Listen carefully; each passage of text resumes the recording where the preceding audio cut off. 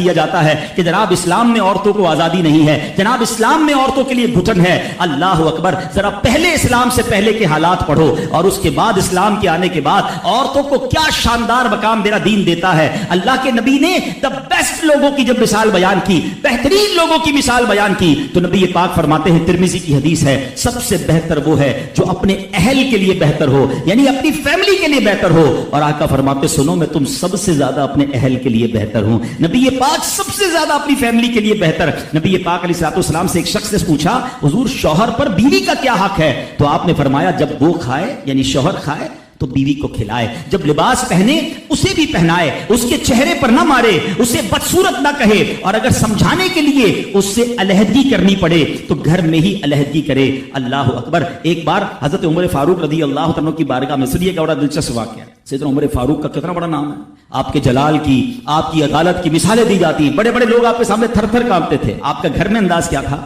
کہ ایک شخص آیا کہ میں حضرت عمر کے پاس جاؤں اور بتاؤں میری بیوی جو ہے مجھ سے اس طرح بات کرتی ہے، اور میرا وہ انداز نہیں ہوتا جو شوہر کے سامنے ہونا چاہیے. ہوتا ہے گھروں میں ہو جاتا ہے. حضرت عمر کے دروازے پر پہنچا نا تو اندر سے اسے سیدنا عمر فاروق رضی اللہ تعالیٰ عنہ کی زوجہ ام کلثوم رضی اللہ تعالیٰ عنہ کی ناراضگی کی عالم میں گفتگو کرتے ہوئے سنا. وہ حضرت عمر سے بات کر رہی تھی. تو وہ شوہر سوچنے لگا کہ میں تو اپنی بیوی کی شکایت لے کر آیا تھا، حضرت کے تو گھر کا بھی معاملہ ہی ایسا ہی ہے. تو وہ کہتے ہیں میں واپس ہونے لگا. حضرت عمر نے بلا لیا. کیوں آئے تھے؟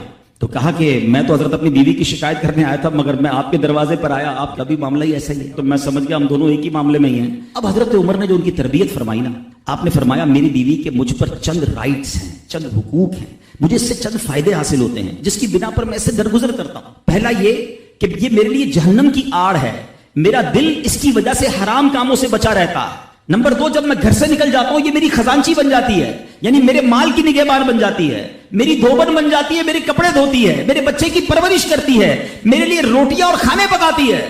تو وہ شخص کہتا ہے یہ سارے فائدے تو مجھے بھی اپنی بیوی سے حاصل ہیں، تو میں تو کبھی درگزر سے کام نہیں لیتا. وہ مجھے کہتی میں اسے لڑنا شروع کر دیتا ہوں. کہتا آج آپ کی بات سے نصیحت مل گئی، اب میں اپنی بیوی کی چھوٹی ماٹی باتوں کو میں بھی درگزر. کتنی پیاری بات بتائی. ہم وہ ساری باتیں بھول جاتے ہیں، ایک غلطی پر پکڑ لیتے ہیں، ایک غلطی پر ڈانٹتے ہیں. ہر غلطی پر جناب ایسا نہیں ہوتا، ہر غلطی کی سزا سزائے موت نہیں ہوتی ہے. ہم غلطیاں نہیں کرتے.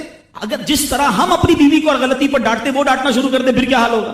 تو ایسا نہ کرے. وہ بھی دل رکھتی ہے. ہم نے کسی انسان سے شادی کی ہے، کمپیوٹر سے نہیں کی، ٹھیک ہے نا؟ تو کمپیوٹر بھی آج کل وائرس آ جاتا ہے، تو وہ تو انسان ہے، غلطی ہو گئی، کوئی بات نہیں. تو سبحان اللہ، اتنا پیارا مذہب ہے بنتا. یہ کیسا میدان ہوگا آج. اللہ تبارک و تعالیٰ مجھے اور آپ کو حج کی بار بار سعادت عطا فرمائے. عرفات کے میدان میں 25-30 لاکھ لوگ جمع ہو جائیں تو عقل حیران ہو جاتی ہے کہ کتنے لوگ ہیں. مگر محشر کے میدان میں حضرت آدم سے لے کر قیامت تک جتنے لوگ اس دنیا میں آئے سارے ہوں گے، اربوں خربوں کا مجمع ہوگا. کیسے حساب لیا جائے گا، کیسے پل صراط سے گزارا جائے گا. اسی میدان میں کچھ خوش نصیبوں کو اللہ کے عرش کا سایہ بھی نصیب ہو. کیسے خوش نصیب ہو. اب ذرا غور کیجئے، 1 2 3 4 نہیں. صدر الشریعہ کہتے ہیں ایک مصیبت ہو تو بیان کی جائے، ایک کے بعد ایک. کہیں تو میزان لگا ہوا ہوگا. آج ترازو دیکھے ہوں گے آپ نے، سامان تولے جاتے ہیں، بٹا ایک میں رکھا جاتا ہے، سامان دوسرے پلڑے میں رکھا جاتا ہے. قیامت کے دن نیکیاں ایک پلڑے میں رکھی جائیں گی، گناہ دوسرے پلڑے میں. کبھی سوچے گناہوں کا پلڑا، گناہ کرتے ہوئے خیال نہیں آتا کہ میں اس پلڑے کو بھاری روز گناہ کر کے اس پلڑے کو بھاری کر رہا ہوں. ارے کب نیکیاں کروں گا؟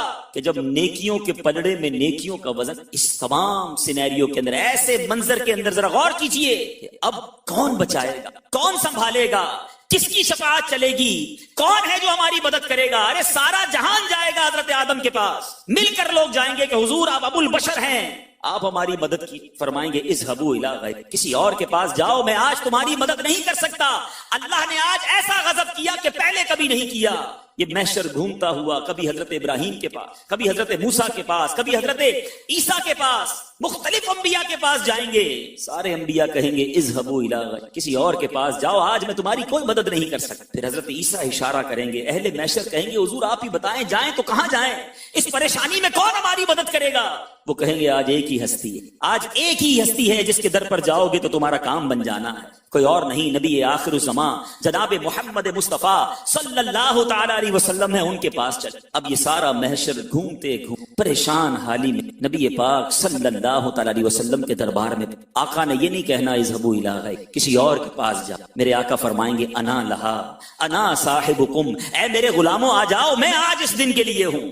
امام عشق و محبت، مجدد دین و ملت، پروانہ شمع رسالت، میرے آقا نعمت اعلی حضرت لکھتے ہیں نا، خلیل و نجی مسیح و صفی، سبھی سے کہیں بھی بنی یہ بے خبری کہ خلق پھری کہاں سے کہاں تمہارے لیے. ارے میرے آقا کے لیے یہ خلق پھرتے پھرتے جب نبی پاک کے پاس پہنچیں گے تو آقا نے یہ نہیں کہنا اذهبوا الی غیری، حالانکہ اور نبی یہ کہتے آئے ہوں گے، کہیں گے اور نبی اذهبوا الی غیری، میرے حضور کے لب پر انا لہا. غلام ان کی عنایت سے چین میں ہوں گے، عدو حضور کا آفت میں مبتلا ہوگا. دکھائی جائے گی محشر میں شان محبوبی کہ آپ ہی کی خوشی آپ کا کہا ہوگا. ارے یقیناً بہت ساری مشکلیں ہیں محشر میں، واقعی بڑی پریشانیاں ہیں. اتنی پریشانیاں ہیں جو نہ کاؤنٹ کی جا سکتی ہیں، نہ گنی جا سکتی ہیں، نہ سوچی سمجھی جا سکتی ہیں. مگر ایک غلام کو یہ تسلی ہے، ایک غلام کو یہ ڈھارس ہے. ہاں ایک ہستی ہے قیامت کے دن جس کی چلنی ہے، جس نے بچانا ہے، جس نے غلاموں کو پہچان کر اپنے ساتھ جنت میں لے جانا ہے. میرے امام جبھی تو لکھتے ہیں، سنتے ہیں کہ محشر میں صرف ان کی رسائی ہے، سنتے ہیں کہ محشر میں صرف ان کی رسائی ہے. گر ان کی رسائی ہے لو جب تو بنائی ہے، اب بنائی ہے، اب کام ہو جانا ہے. اے میرے میٹھے اسلامی بھائیوں، اب ذرا اس حدیث کا لطف دیکھیے. یہ سارا منظر بیان کرنے کا مقصد یہ ہے کہ درود پاک نعمت کتنی بڑی ہے، انعام کتنا بڑا ہے. آقا فرماتے قیامت کے دن تم میں سے میرے سب سے زیادہ نزدیک وہ ہوگا جس نے دنیا میں مجھ پر سب سے زیادہ درود پڑھے. اے غلاموں ذرا سوچو، اگر قیامت کے دن آقا ہی کے ہم قریب پہنچ گئے، ٹھیک ہے جتنی بھی گرمی ہو، میرے آقا کا لواء الحمد بھی تو ہوگا نا، آقا کا پرچم بھی تو ہوگا نا، اس کا سایہ بھی تو ہوگا نا. ارے آقا کے پرچم تلے جمع ہو گئے تو پھر گرمی کیسے لگنی ہے؟ بہت پیاس لگ رہی ہوگی.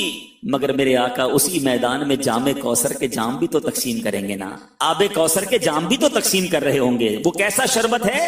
شربتن ہنیئتم مریئا لا نظمع بعدہ ابدا.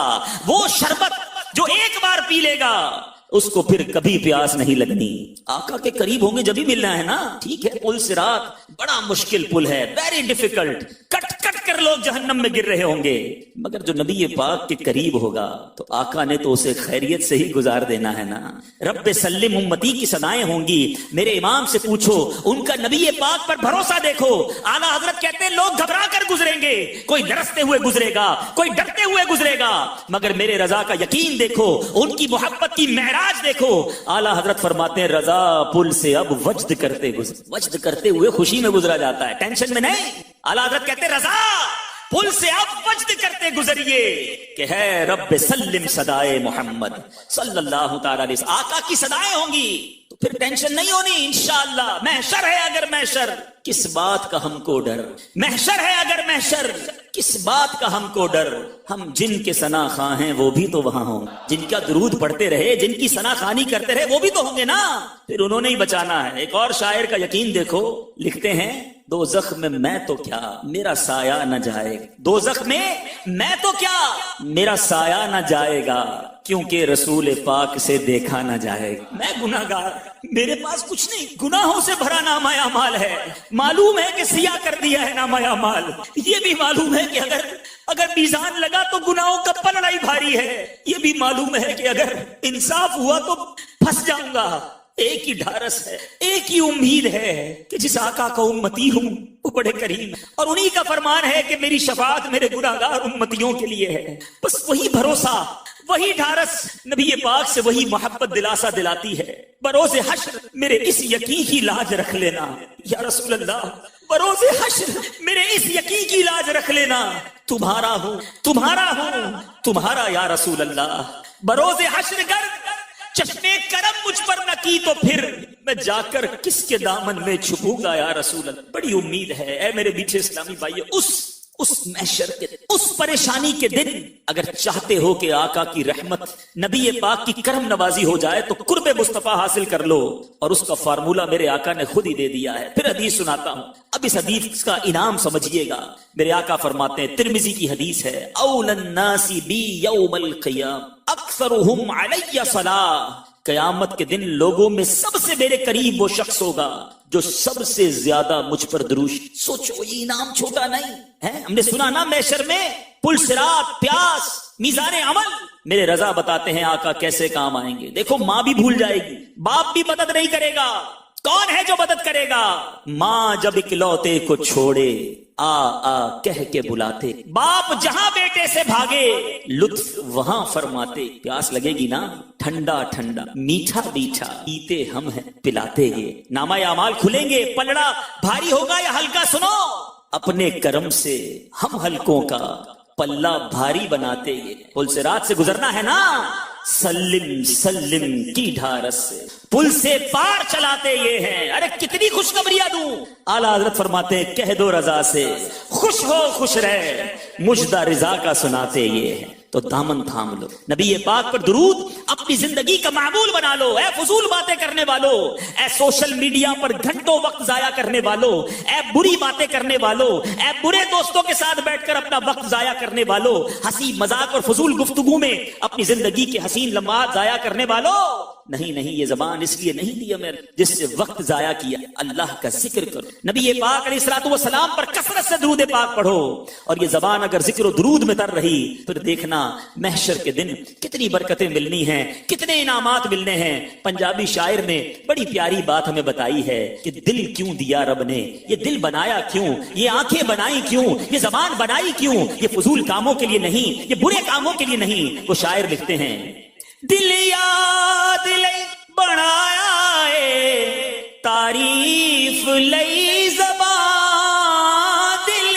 یاد لئی بنایا ہے تعریف لئی زبان، اکھیاں بنائیاں سونے دے دیدار واسطے، اکھیاں بنائیاں سونے دے دیدار۔ تو انشاءاللہ کثرت سے درود پاک پڑھیں گے، کم از کم ایٹ لیسٹ ایک نیت تو آج سارے کر لیں کہ 313 بار روزانہ ضرور درود پڑھیں گے۔ علماء فرماتے ہیں جو کم از کم 313 بار درود پڑھ لے وہ کثرت کے ساتھ درود پاک پڑھنے والوں میں شامل ہو جاتا ہے۔ انشاءاللہ 313 بار درود پاک میں یقین کریں وقت نہیں لگتا، لگتے زیادہ ہیں، پڑھنا شروع کریں تو منٹوں میں ہو جاتا ہے۔ اور اگر تسبیح ہاتھ میں ہونا، سبحان اللہ، میرے شیخ طریقت امیر علیہ سنت فرماتے ہیں کہ تسبیح زبان کی لگام ہے، جس کے ہاتھ میں تسبیح ہوگی نا وہ خود ہی پڑھنا شروع ہو جائے گا۔ تو آپ تسبیح رکھیں، کاؤنٹر آتے ہیں، نارمل تسبیح ہاتھ میں رکھیں، اللہ نے چاہا درود پڑھتے رہیں گے۔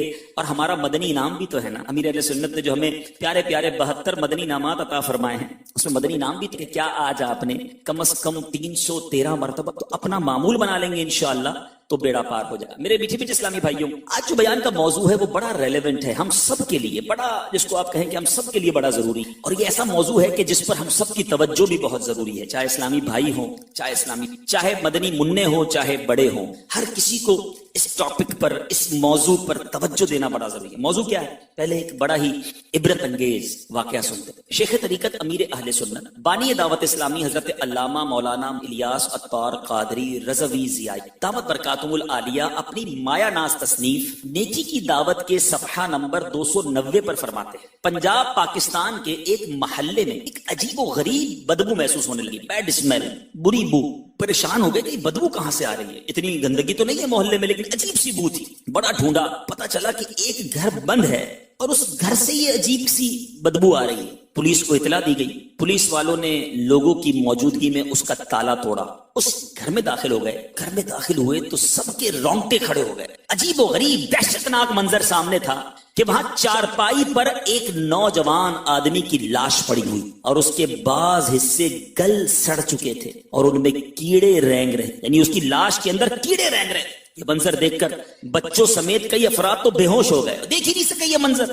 اب تحقیق کی تو پتا چلا کہ یہ نوجوان محنت مزدوری کرنے کے لیے اس علاقے میں آیا تھا، کرائے کے مکان میں رہائش پذیر تھا اور بعض جواریوں سے اس کی دوستی تھی، جوا کھیلنے والوں سے۔ ایک دن یہ نوجوان اپنے دوستوں سے جوئے میں بہت ساری رقم جیت گئے۔ اب ہارے ہوئے جواری نے اب دیکھا کہ اتنے سارے پیسے جیت گیا ہے، تو اپنی رقم اس سے واپس لینے کے لیے، اس کو رقم لوٹنے کے لیے اس کے گلے میں پھندا ڈال، پھندے کو کسا، بجلی کے کرنٹ لگائے اور آخرکار اپنے اس دوست کو قتل، موت کے گھاٹ اتار دیا، اور اس کی لاش کو ایسے ہی گھر میں چھوڑ کر باہر تالا لگا کر فرار ہو گئے، اور پھر اس کی لاش گل سڑ گئی۔ سوچئے میرے میٹھے اسلامی، کیسا دہشت ناک واقعہ ہے۔ اللہ مجھے اور آپ کو بری موت سے بچائے، ایمان والی، عافیت والی۔ اے کاش روزے کے عالم میں، مدینہ منورہ میں دیدار مصطفیٰ صلی اللہ تعالی علیہ وسلم کرتے ہوئے جمعے کے روز شہادت کی موت عطا فرمائے، جنت البقیع میں مدفن عطا فرمائے۔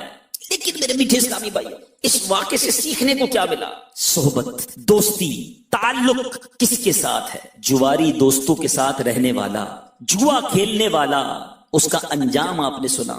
ایسے ناظرین بھی مجھے سن رہے ہوں جو جواری یا جوا کھیلتے ہیں یا جوے والے دوستوں کے ساتھ۔ اے جواری تو جوئے سے باز آ، اے جواری تو جوئے سے باز آ، ورنہ پھنس جائے گا جس دن تو مرا۔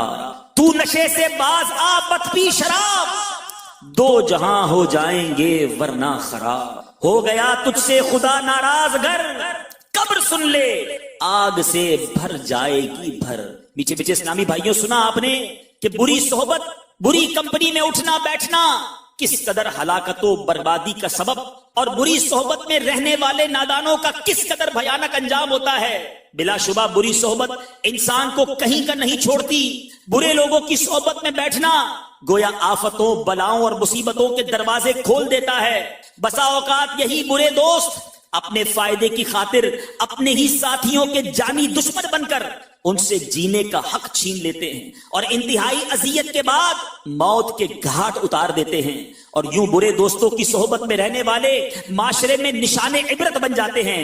ابھی ہم نے جواریوں کی صحبت میں رہنے والے شخص کی عبرت ناک موت کی حکایت سنی۔ میٹھے میٹھے اسلامی بھائیوں، مدنی چینل کے ناظرین، ہمیں بھی چاہیے کہ برے دوستوں اور بالخصوص جواریوں کی صحبت بد سے دور رہیں، کہ جوئے کی آفت میں مبتلا افراد اپنی محنت سے کمائی ہوئی ساری جمع پونجی لٹا کر کثیر نقصان کا سامنا کرتے ہیں، جیسا کہ تفسیر صراط الجنان جلد 3 صفحہ نمبر 12 پر ہے کہ جوئے کی وجہ سے جوئے بازوں میں بغض اور عداوت اور دشمنی پیدا ہو جاتی ہے، اور بسا اوقات قتل و غارت گری تک نوبت پہنچ جاتی ہے۔ دوسرا نقصان یہ ہے کہ جوئے بازی کی وجہ سے مالدار انسان لمحوں میں غربت و افلاس کا شکار ہو جاتا ہے۔ خوشحال گھر بدحالی کا نظارہ پیش کرنے لگتے ہیں، اچھا خاصا آدمی کھانے پینے کا محتاج ہو کر رہ جاتا ہے، معاشرے میں اس کا بنا ہوا وقار ختم ہو جاتا ہے، اور سماج میں اس کی کوئی قدر و قیمت اور عزت باقی نہیں رہتی۔ نمبر 3، جوئے باز نفع کے لالچ میں بکثرت قرض لینے اور کبھی کبھی سودی قرض لینے پر بھی مجبور ہو جاتا ہے،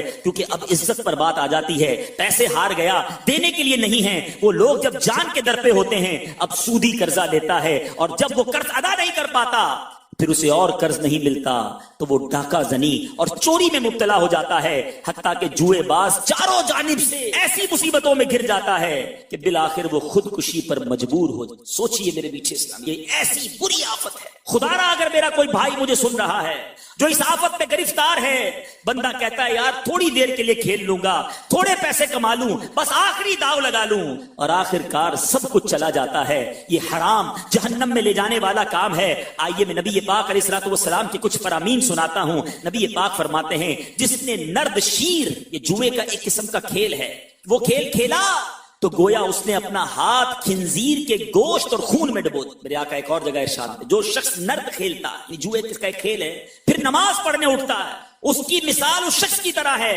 جو پیپ اور سور کے خون سے وضو کر کے نماز پڑھنے کھڑا ہو۔ سوچئے اس کی عبادتوں کا کیا حال ہوگا۔ ایک اور جگہ میرے بیچ اسلامی بھائیوں یاد رکھیے، ہم نے ایک بات سنی، بڑی بچپن سے سنتے آ رہے ہیں، خربوزے کو دیکھ کر خربوزہ رنگ، خربوزہ جیسا ہو اس کے برابر والا بھی ویسا ہی ہو جاتا ہے۔ صحبت ہی انسان کو اچھا بناتی ہے، صحبت ہی انسان کو، کیونکہ الصحبۃ مؤثرہ، صحبت اپنا اثر رکھتی ہے۔ اے میرے بیچ اسلامی بھائیوں، اگر کوئی اچھوں کے ساتھ بیٹھنے لگے، اچھا ہونا، نمازیوں کے ساتھ بیٹھنے والا تھوڑے دنوں میں نماز پڑھتا ہوا نظر آتا ہے، کہ جواریوں، شرابیوں، برائیوں کے اڈوں پر جانے والا لوگ کہتے ہیں یار میں نہیں کھیلتا، میں جوا نہیں کھیلتا، بس دوست کھیلتے ہیں ایسے بیٹھتا ہوں، کمپنی دیتا ہوں، میں شراب نہیں پیتا، لیکن بس دوستوں کی عادت ہے، کوئی سگریٹ میں ملا کر کچھ پی رہا ہوتا ہے، کوئی شراب پی رہا ہوتا ہے، میں صرف ایسے ہی بیٹھتا ہوں، میں چائے پیتا ہوں۔ آج چائے پی رہے ہو، تھوڑے دنوں کے بعد تم بھی نشہ کر۔ میں ایک سوال کرتا ہوں، جتنے ایسے مجھے ناظرین سن رہے ہیں جو پان کھاتے ہیں، چاہے تمباکو والا پان کھاتے ہوں یا گٹکا کھاتے ہوں یا سگریٹ پیتے ہوں، میں آپ سے پوچھتا ہوں کیا آپ کے امی ابو نے پہلے دن لا کر گٹکا کھلایا تھا کہ بیٹا یہ آج میں نے بریانی بھی بڑی اچھی بنائی ہے اور آپ کے لیے 2 پیکٹ گٹکے کے بھی ابو لائے ہیں؟ نہیں ہوا ہوگا نا، کہ آج بیٹے ابا نے کہا بیٹا آج بہت زبردست کام کیا، لو بیٹا یہ سگریٹ کا پیکٹ، چلو سگریٹ پیو۔ نہیں، یہ کدھر سے لگی عادت؟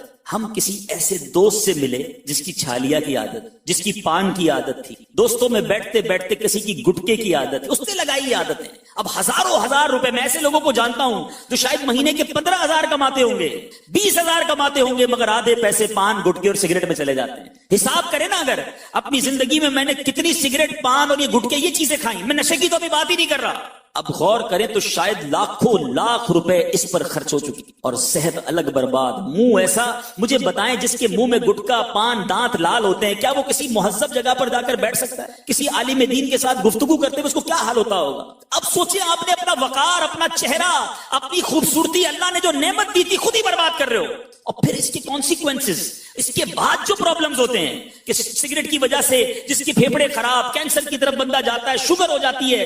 اب چہرے کئی لوگوں کے گٹکے رکھ کے، ایسے بھی گٹکے کھانے والے ہیں جو رات منہ میں گٹکا رکھ کر سوتے، نیند نہیں آتی۔ اب آپ بتائیں جس کے منہ میں ساری رات یہ پڑا رہا، صبح کیا اس کے اندر سے فریشنر کی خوشبو آئے گی؟ اسی میں کیڑے پڑ جاتے ہیں۔ خدارا میں ہاتھ جوڑتا ہوں، آپ کا بھائی ہوں، آپ کو مشکل ہوگی میں جانتا ہوں، اچھا کئی لوگ سمجھتے بھی ہیں کہ کیسے چھوڑیں، اس سے پہلے کہ ڈاکٹر چھڑوائیں آپ خود چھوڑ دیں، ورنہ اس کے بعد واپسی کا راستہ نہیں ہے۔ لیکن میرا موضوع یہ نہیں ہے، میں سمجھانا چاہ رہا ہوں کہ لوگ کہتے ہیں نہیں یار آئی ایم ویری اسٹرانگ، میں نہیں پیوں گا شراب، میں نہیں کرتا نشہ۔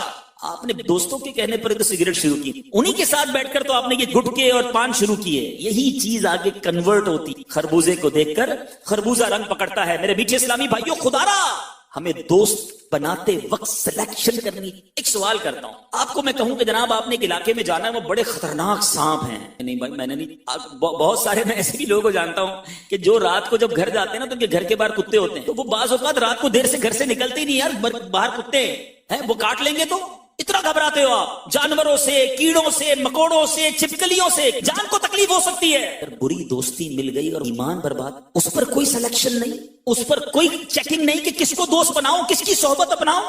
ارے وہ صحبت جو اللہ کی ناراضگی کا باعث بن جائے، ایمان کی بربادی کا باعث بن جائے۔ ابھی بھی شاید بات سمجھ نہ آ رہی ہو کہ یار دوستی کیسے ایمان کی بربادی کا؟ میں اسٹرانگ آدمی، میرے بلیف اچھے، میں عقیدے کا اچھا، میں 5 وقت کا نمازی، میں درود پڑھنے والا، میں ہر جمعرات اجتماع بھی سنتا ہوں، اگر چند گھنٹے کچھ دوستوں کے ساتھ بیٹھ جاتا ہوں تو کیسے ایمان چلا جائے گا؟ بلکہ کچھ لوگوں کے ذہنوں میں یہ بھی ہوتا ہے میں اس لیے بیٹھتا ہوں ان کو نمازی بنا لوں گا، میں ان کو قریب لے آؤں گا، میں ان کے بد مذہب ہیں میرے دوست، کچھ یہ بھی کہتے ہیں بعد اللہ بد مذہب تمہارا دوست کیسے ہو گیا؟ جو اللہ اور اس کے رسول کے بارے میں صحیح عقیدہ نہیں رکھتا وہ تمہارا دوست؟ خود سوچیے آپ، خود یہ لفظ کہنا کیسا کہ جو رب کا دشمن وہ میرا دوست، جو نبی پاک کا دشمن وہ میرا دوست، جو ولیوں کا دشمن وہ میرا دوست، یہ جملہ کیسا ہے؟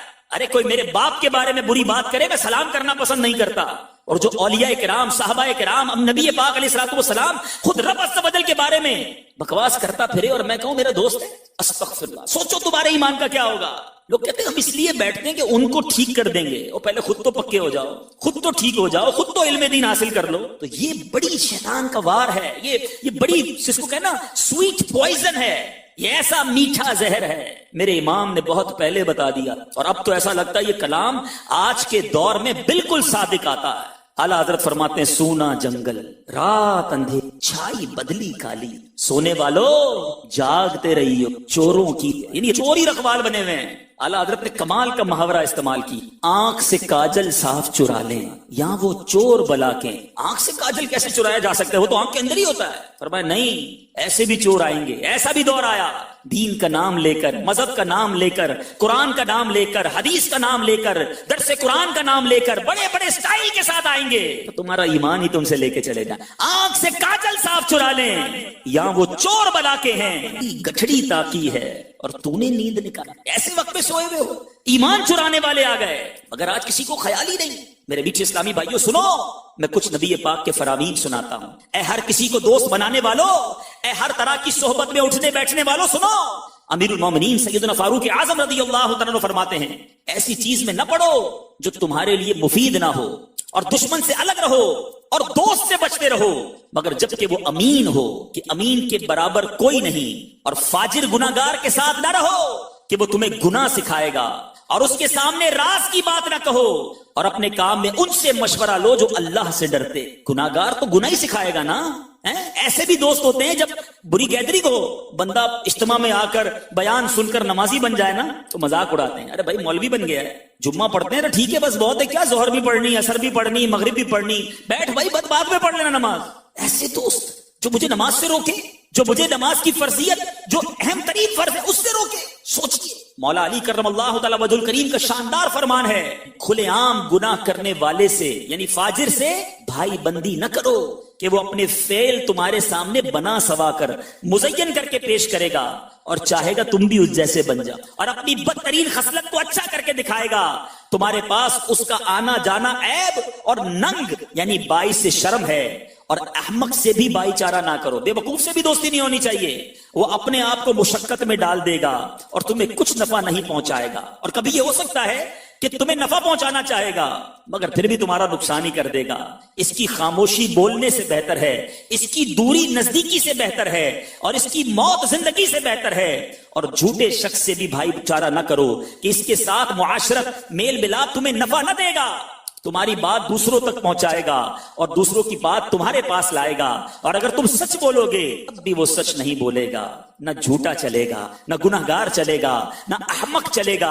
मगर आज बंदा कहता है बस मैं तो एक दोस्त से दोस्ती की थी, वो मुझे अपने दोस्तों के पास ले गया, एक फ्रेंड से दूसरा फ्रेंड मिला, दूसरे से तीसरा मिला, उसका बैकग्राउंड क्या है, उसका अकीदा क्या है, उसके अमाल क्या है, किसी को कोई परवाह नहीं। यार खाना बड़ा अच्छा खिलाता है, गाड़ी उसके पास बड़ी अच्छी है, उसके पास मोबाइल बड़े अच्छे अच्छे होते हैं, जब जाता हूं नया सॉफ्टवेयर बताता है, जब जाता हूं अजीब अजीब लतीफे सुनाता है, बातें बड़ी दिलचस्प करता है। अल्लाह के बंदो ये सोचो बैठे किसके साथ हो, उसका अकीदा क्या है, उसका मौला उससे राजी है कि नहीं। याद रखिए मेरे बीच इस्लामी भाइयों, उलमा फरमाते दोस्त वो होता जिसे देखकर खुदा याद आ जाए। यहां मौजूद जितने इस्लामी भाई हैं, मैं आपसे पूछ, कोई ऐसा दोस्त है आपका मेरा, मैं जब उससे मिलूं मुझे खुदा याद आ जाए। बदकिस्मती यह है कि आज दोस्त ऐसे हैं जिनको देखकर सिनेमा याद आता, जिनको देखकर फिल्में याद आती हैं, जिनको देखकर गंदी बातें याद आती हैं। वो जब मिलते हैं कोई ना कोई हमें चीटिंग का, फ्रॉड का, किसी की इज्जत उतारने का तरीका बताते हैं।